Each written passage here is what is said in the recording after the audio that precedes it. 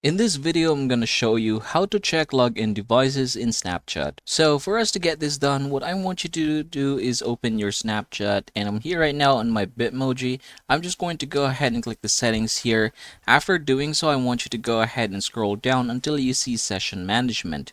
Here, go ahead and click that one. And here are where our account is currently logged in. So here is Android. As you can see, this is for applications. So Android and iPhone should be in here.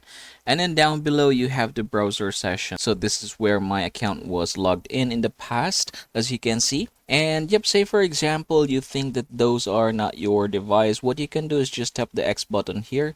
If I were to do that one, you can see that now it is going to prompt me to log out this device on that particular application. So I can just go ahead and click OK, just like so.